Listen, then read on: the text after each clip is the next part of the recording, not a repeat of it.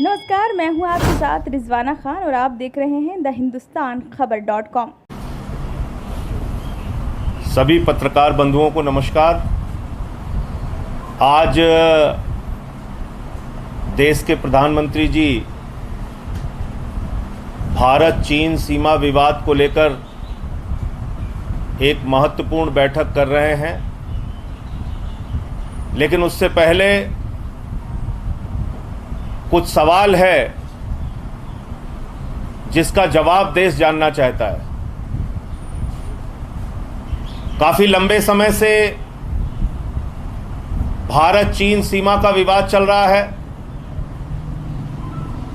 खबरें आई कि उन्होंने हमारी जमीन पर कब्जा कर लिया है। कई दौर की वार्ता चली और उसके बाद एक ऐसी घटना सामने आई जिससे पूरा देश आज आक्रोशित है। देश के लोगों के मन में गुस्सा है। कई तरह के सवाल उनके मन में उठ रहे हैं, लेकिन भारत की सरकार का जो रवैया रहा, केंद्र की सरकार का जो रवैया रहा, वो अत्यंत दुर्भाग्यपूर्ण है। पहले कहा गया हमारे 3 जवान शहीद हुए हैं, फिर बताया गया हमारे 20 जवान शहीद हुए हैं, फिर बताया गया हमारा कोई भी जवान चीन की सेना के कब्जे में नहीं है, चीन के कब्जे में नहीं है। और कल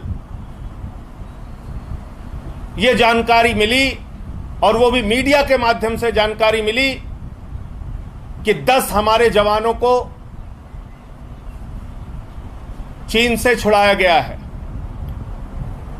मेरा सवाल यह है कि ऐसे गंभीर मसले पर, सीमा विवाद के ऐसे महत्वपूर्ण विषय पर केंद्र की भाजपा सरकार देश से झूठ क्यों बोल रही है? यह देश की जनता के साथ एक विश्वासघात है जो केंद्र की सरकार कर रही है। सही जानकारी ना देना, जवानों के बारे में, उनकी शहादत के बारे में आंकड़े छिपाना, देश को गुमराह करना, सीमा विवाद जैसे मसले पर सही जानकारी देश को नहीं देना, यह देश की जनता के साथ एक बहुत बड़ा विश्वासघात है। मैं पूछना चाहता हूं केंद्र सरकार से, आखिर किस कारण से हमारे जवानों को बंधक बनाए जाने की खबर आपने छुपाई? आखिर किस कारण से जवानों की शहादत पहले 3 बताई, फिर 20 बताई? आप देश को सच बताइए। पूरा देश इस वक्त आक्रोशित है, गुस्से में है, और वो सच जानना चाहता है। इस वक्त हमारे वीर सपूतों ने अपना सर्वोच्च बलिदान दिया है। हम उस जवानों के साथ खड़े हैं, सेना के साथ खड़े हैं। हम कोई राजनीति इस विषय पर नहीं करना चाहते, लेकिन पूरा देश इस वक्त चाहता है कि हमारे जवानों का बलिदान बेकार नहीं जाना चाहिए, हमारे जवानों की कुर्बानी बेकार नहीं जानी चाहिए। और भारत की सरकार बदला ले हमारे जवानों की शहादत का। पूरा देश चाहता है भारत की सरकार चीन से बदला ले। भारत की सरकार, देश के प्रधानमंत्री मुंहतोड़ जवाब दें चीन को। हमारी पार्टी और हम लोग इस मसले पर सरकार के साथ खड़े हैं। पूरा देश सही जानकारी चाहता है। सही जानकारी दीजिए देश के सामने। 1 अप्रैल के पहले की स्थिति सीमा पर बहाल होनी चाहिए। कभी खबरें आती हैं 60 स्क्वायर किलोमीटर चीन ने हमारी जमीन को कब्जा कर लिया, कभी कुछ खबरें आती हैं, कभी कुछ खबरें आती हैं। भारत माता की रक्षा के लिए हमारे वीर सपूतों ने जो कुर्बानी दी है, वो ये मांग करती है देश की सरकार से कि भारत की जो जमीन आज चीन के कब्जे में है, वो जमीन चीन से वापस ली जाए और 1 अप्रैल के पहले की स्थितियां बहाल की जाएं। जो हमारा क्षेत्र था, जो भारत माता की धरती थी, उसको आजाद कराया जाए। 3 बार के चुने हुए मुख्यमंत्री को नहीं बुलाना,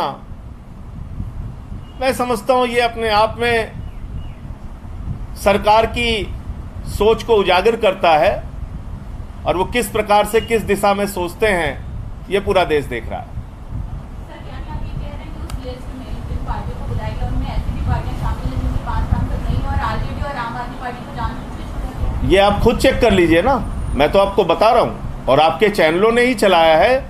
ऐसी तमाम पार्टियां जिसके पास 5 सांसद नहीं है उनको भी बुलाया गया है, और मैं ऐसा मानता हूं कि उनको बुला के कुछ गलत नहीं किया गया है, सबको बुलाना चाहिए।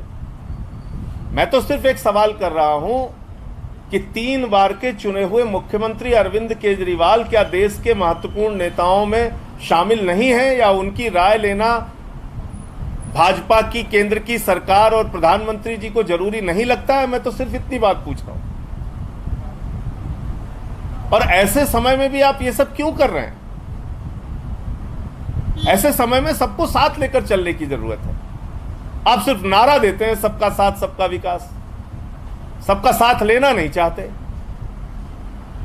आपको लगता है संजय जी राजनीतिक कारणों से अरविंद केजरीवाल को दूर रखा जा रहा है? इसका जवाब केंद्र सरकार को देना चाहिए, इसका जवाब भारतीय जनता पार्टी को देना चाहिए।